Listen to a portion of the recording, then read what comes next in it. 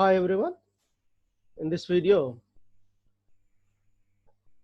I'm going to explain you the continuation of first unit.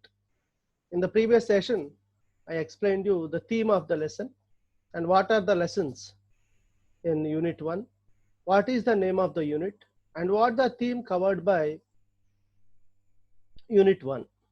The name of the first unit is personality development, and reading A in this first unit is attitude is altitude.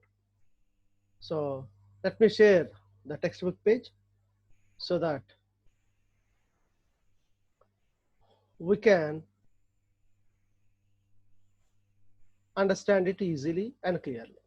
So I explained yesterday personality development in the sense building our own personality or character, as I told you that. అంటే మన వ్యక్తిత్వాన్ని మనకు మనంగా నిర్మించుకోవడాన్నే మనం personality development అంటామని. ఇందులో 3 lessons ఉన్నాయని చెప్పాను. There are 3 lessons in this unit. A reading attitude is altitude. B reading every success story is also a story of great failures. And C reading I will do it. ఈ lessons ఉంటాయని చెప్పాను. ఇప్పుడు మొట్టమొదటి ఏ reading గురించి మనం discuss చేస్తున్నాం. Attitude is altitude. గుర్తుపెట్టుకోండి, 10th క్లాస్లో ఏ రీడింగ్ నుంచి మనకి నేర్చుకోవాల్సింది ఏంటంటే ప్రతి వర్డ్ యొక్క మీనింగ్ నేర్చుకోవాలి, స్పెల్లింగ్స్ నేర్చుకోవాలి, ఆ వర్డ్ యొక్క సినానిమ్ యాంటోనిమ్ ఖచ్చితంగా తెలుసుకోవాలి. అందులో ఏమైనా ఫ్రేజల్ వర్బ్స్ ఉంటే దాన్ని సొంత వాక్యాల్లో రాయడం నేర్చుకోవాలి. ఇడియోమాటిక్ ఎక్స్ప్రెషన్స్ ఉన్న సొంత వాక్యాల్లో రాయడం నేర్చుకోవాలన్నమాట. కాబట్టి ఏ రీడింగ్ అనేది ఎక్కువ ప్రయారిటీ ఇవ్వడం జరిగింది. అలాగే ఏ యూనిట్ ప్రయారిటీ దానికి ఉంటుంది. బట్ ఈ సినానిమ్స్, యాంటోనిమ్స్, అలాగే వవల్ క్లస్టర్స్, స్పెల్లింగ్స్కి సంబంధించిన ఎక్సర్సైజెస్ అన్నీ కూడాను, వొకాబులరీకి సంబంధించిన అన్నీ కూడాను మనకి ఫస్ట్ యూనిట్ నుంచే వస్తాయి. కాబట్టి ఫస్ట్ ఏ రీడింగ్ నుంచే వస్తాయి. కాబట్టి ప్రతి యూనిట్లో ఫస్ట్ లెసన్ నుంచే వస్తాయి. కాబట్టి ప్రతి యూనిట్ నుంచి కూడాను మనం కొంచెం జాగ్రత్తగా వీటిని నేర్చుకోవాల్సి ఉంటుంది. We have to learn carefully all the readings, but of course you have to have that hawk eye or an eagle eye on the every word of the first a reading of first lesson of every unit. A reading of every unit. So what is a reading of ours is attitude is altitude. So let us see what this lesson talks about. As yesterday I talked about this personality development. We are talking about the inner personality, the attitude development in a person's mind, and these are the eminent people who got succeeded despite their difficulties in their lives, and they conquered the victory, like kicking out or overcoming their difficulties of life. So we are talking about a reading. Attitude is altitude. Attitude is altitude. What is attitude and what is altitude? Let us talk about this. Attitude, as I told you, that attitude is nothing but our behavior, the approach of what we are doing, how we are doing. Okay, altitude is the eventual result of our attitude. It means that our behavior, our attitude. In the simplest way, what we try to do something with a certain ideology of mind, and in doing that we have some eventual or final result of it. So our approach and our result, it means that మనం ఒక పని చేయడానికి ఒక విధానాన్ని follow అవుతాం. మనకంటూ ఒక పద్ధతి, ఒక క్యారెక్టర్, ఒక విధానం ఉంటుంది. దాన్ని మనం యాటిట్యూడ్ అంటాం. ఈ యాటిట్యూడ్ వల్ల అంటే మనం పనిచేసే విధానం కానీ, మనకున్నటువంటి ప్రవర్తన విధానం కానీ, మనం పనిచేసే పద్ధతి ద్వారా కానీ మనకు ఒక రిజల్ట్ వస్తుంది. దాని మీద ఒక ప్రతిఫలం వస్తుంది. దానికి వచ్చి అంటే మన ప్రవర్తన, మనం పనిచేసే విధానం, మన యొక్క విధానాల యొక్క అంతిమ రిజల్ట్, ఇట్ మీన్స్ దట్ ఫలితాన్నే మనం ఆల్టిట్యూడ్ అని చెప్తాం అన్నమాట. ఇది విషయం. సో ఈ లెసన్కి ఈ టైటిల్ చాలా సూటబుల్గా ఉంటుంది. చాలా మంచి టైటిల్ అని చెప్పొచ్చు. అసలు ఏం చెప్పారు ఈ లెసన్లో అనే దాని గురించి మనం డిస్కస్ చేస్తాం. స్లోగా మాట్లాడుకుందాం దీని గురించి మాట్లాడేటప్పుడు కొన్ని వేరు విషయాలు కూడా మీకు చెప్తూ ఉంటాను. కొంచెం జాగ్రత్తగా అర్థం చేసుకోండి. ఎక్కువగా చెప్పను కానీ సింపుల్గా ఒక 10-15-20 మినిట్స్ లోపే కొంత లెసన్ చెప్తాను. దాన్ని కంటిన్యూ చేసుకుంటూ వెళ్తాను. బికాజ్ మనం గంటన్నర సేపు ఈ క్లాస్ చెప్పుకుంటూ వెళ్ళినా కానీ బోర్ ఫీల్ అవుతారు. కాబట్టి కొంచెం నాకు వీలైనంత వరకు చిన్న చిన్న వీడియోసే చేద్దాం అనుకుంటున్నాను కాబట్టి కొంచెం తక్కువగానే చెప్తాను. కొంచెం స్లోగా కూడా అంటే మీకు అర్థమయ్యేలాగే చెప్తాను. అర్థం కాకపోతే మీ కామెంట్ సెక్షన్‌లో చెప్పండి. ఏమైనా డౌట్స్ ఉంటే అడగండి. ఖచ్చితంగా చెప్తాను. ఆ! ఇక లెసన్‌లోకెళ్ళినట్లయితే let us start the lesson. ఇవి చూసినట్లయితే imagine having no arms to stretch in the morning. లెసన్‌లోకెళ్ళినట్లయితే see here. Imagine having no arms to stretch in the morning. To help you scratch that itch, to allow you to wrap your arms around your loved ones. ఇక్కడ 3 points చెప్పారు. Imagine having no arms to stretch in the morning. ఉదయాన్నే లేవగానే మనకి ఒళ్ళు ఇలా తీసుకుంటాం కదా, stretch చేస్తాం.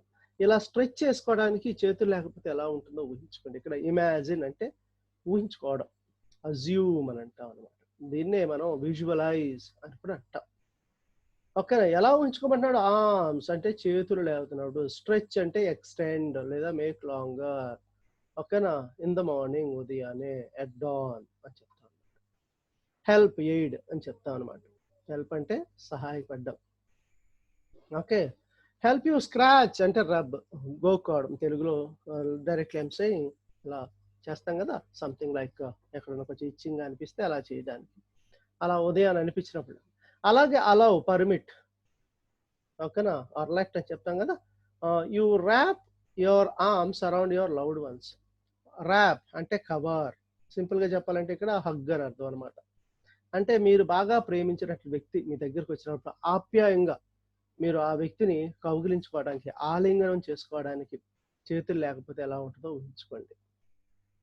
ఓకేనా? ఉదయాన్నే లేవగానే స్ట్రెచ్ చేసుకోవడానికి అంటే ఒళ్ళు తీసుకోవడానికి కానీ, లేదా ఎక్కడన్నా మనకి ఇచ్చింగ్ అనిపించినప్పుడు దాన్ని రుద్దుకోవడానికి అంటే గోక్కోవడానికి కానీ, to allow you wrap your arms around your loved ones. మనం ప్రేమించిన ఓ వ్యక్తి మన దగ్గరకు వచ్చినప్పుడు మనస్ఫూర్తిగా అలాగే మనసారా చేతులతో కౌగిలించుకునే అవకాశం లేదంటే ఎలా ఉంటుందో ఊహించుకోండి.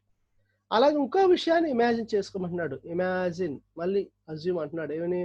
Having no legs to kick pebbles down the street. Pebbles అంటే సాఫ్ట్ స్టోన్స్, అంటే మనకి గులకరాళ్ళు అని అంటాం కదా, అట్లాంటివి అనమాట. అప్పుడు సరదాగా రోడ్డు మీద వెళ్ళేటప్పుడు ఉంటే మనలో కుర్రోళ్ళు ఏం చేస్తుంటారు, ఆ షూస్ చెప్పులు వేసుకొని చక్కగా ఏం చేస్తుంటారు, తంతా ఉంటారు వాటిని, ద కిక్ దెమ్.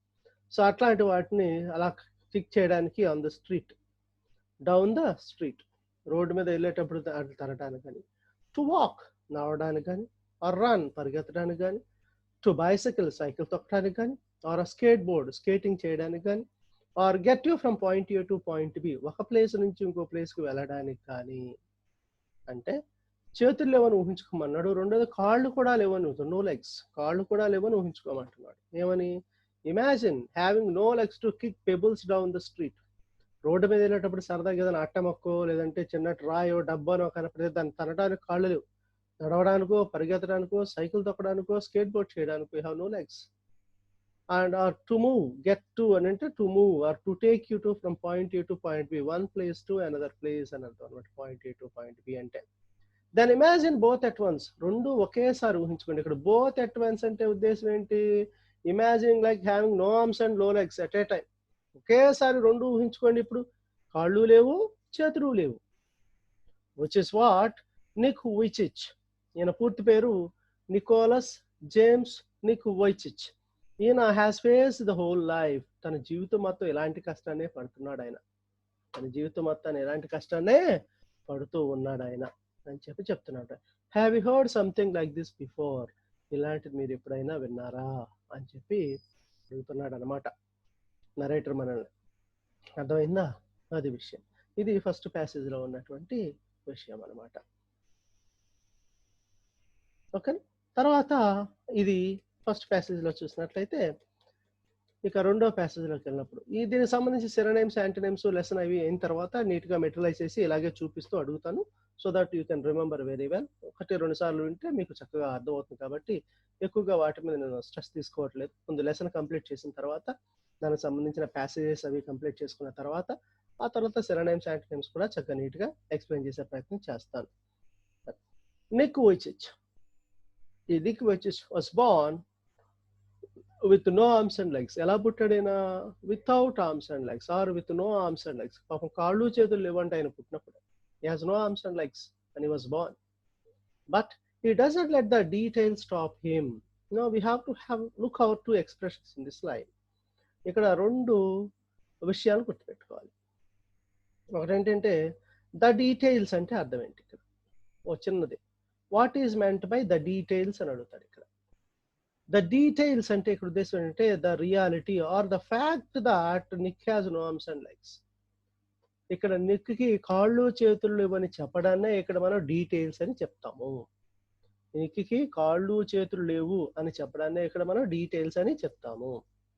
అలాగే ఈ డజంట్ లెట్ ద, ఇక్కడ నుంచి మనం మొత్తం కలిపి ఒకటి అడగొచ్చు మీకు కొన్నిసార్లు. రెండోది ఇక్కడ ఈ doesn't let the details stop him అని అడుగుతాడు. ఇది రెండోది. ఇలా రెండోది అడిగితే ఏం చేద్దాం అని అడిగితే అప్పుడు ఏం చేయాలంటే, though Nick was born without arms and legs, he doesn't let his disability achieving great things or getting a success అని చెప్తాను అనమాట. He doesn't let the his disability, he doesn't let his disability defeat him achieving or could not stop him in achieving great things అని చెప్పాను రాసుకోవచ్చు అనమాట. ఇక్కడ ఈ రెండు ఎక్స్ప్రెషన్స్ ఇలా అడిగే అవకాశం ఉంటుంది. ఇక్కడ the Brave 26 years, the brave 26 years old who was mainly a torso, plays football and golf, swims and surfs despite having no limbs. పెట్టుకోండి ఇక్కడ. అంటే ద బ్రేవ్ 26 years old, ఇక్కడ బ్రేవ్ 26 years old అన్నారు. ఎన్ని సంవత్సరాలు అంటే 26 సంవత్సరాలు అంటున్నారు ఇక్కడ. అంటే ఈ టెక్స్ట్ బుక్ రాసినప్పుడు ఆయనకి 26 సంవత్సరాలు. ఓకేనా? ఈయన 1982లో పుట్టారు. ఆయన 1982 4th December, 1982 4th December. ఓకేనా? 1982 December 4.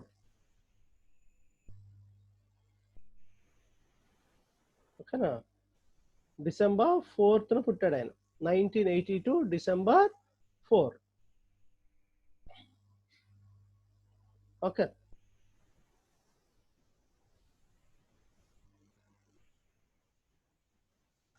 సో 1982 December 4 ఆయన పుట్టినటువంటి రోజు అనమాట ఇది. సో ఇక్కడ 1982 December 4లో ఆయన పుట్టాడు.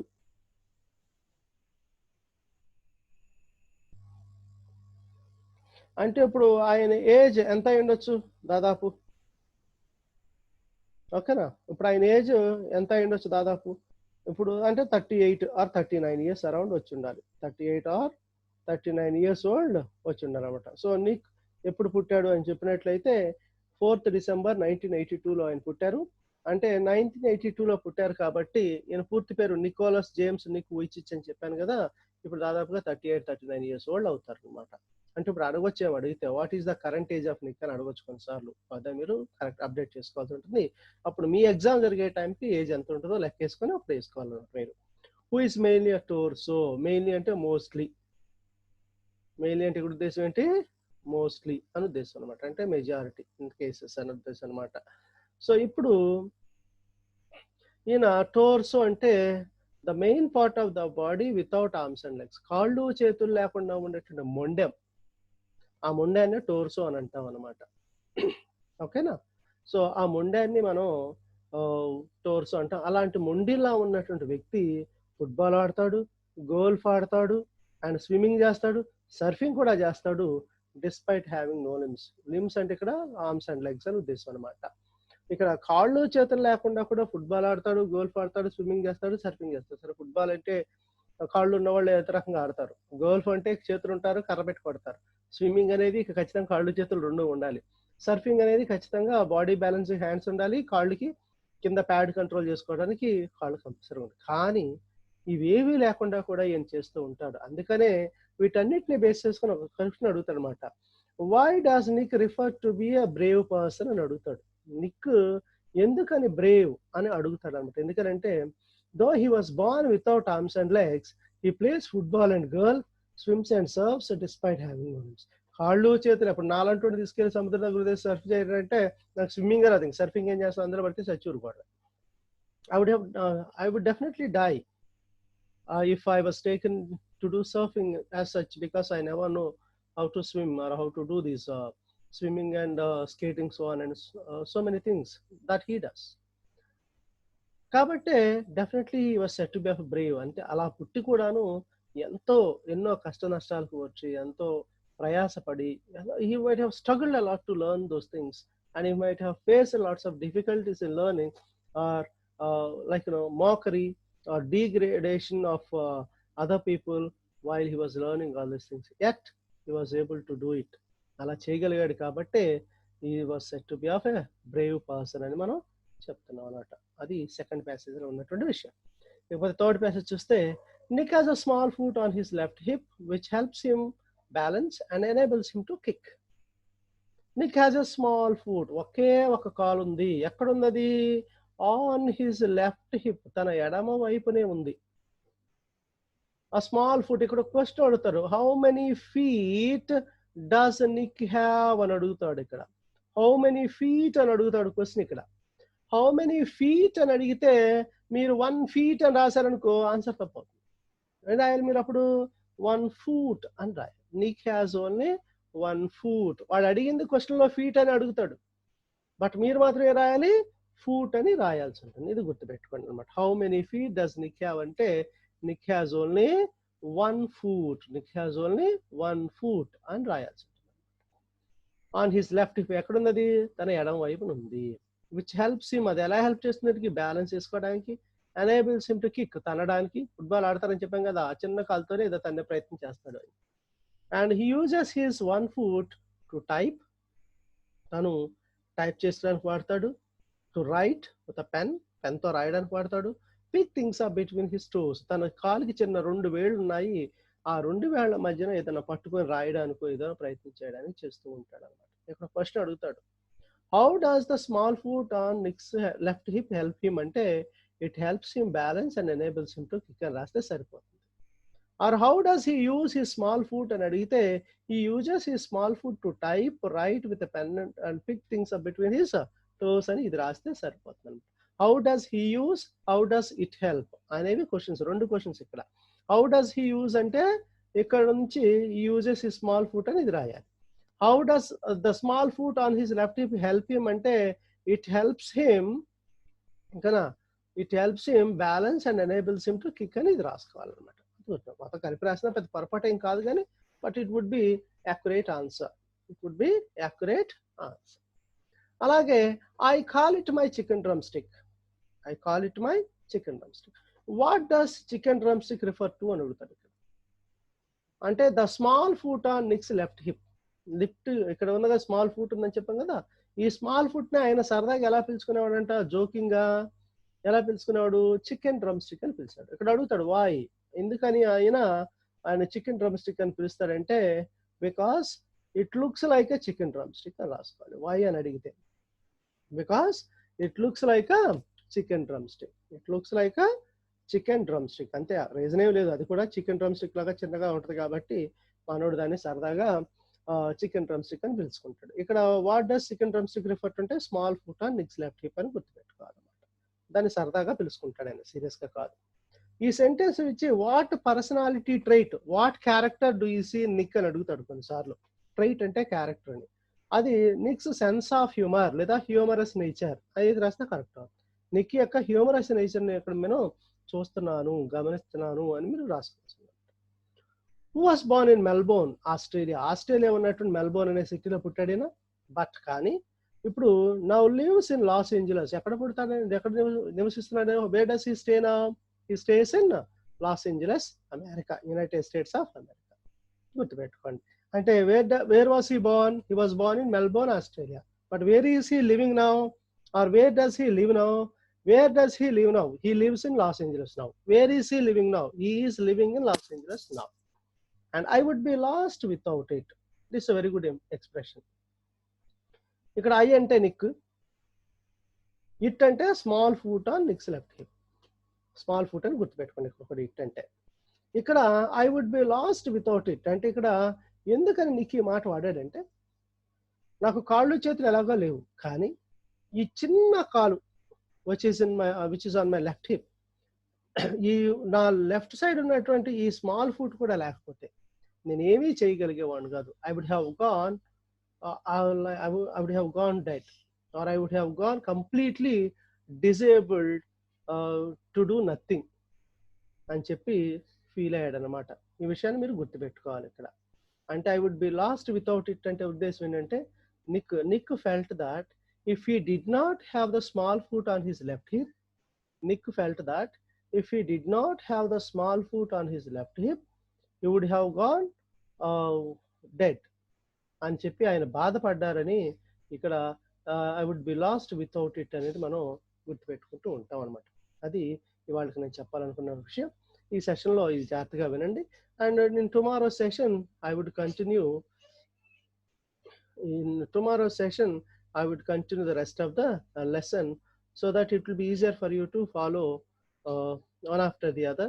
After completion of first lesson, I'll go with the second lesson. Thank you so much. So I wish you all good luck.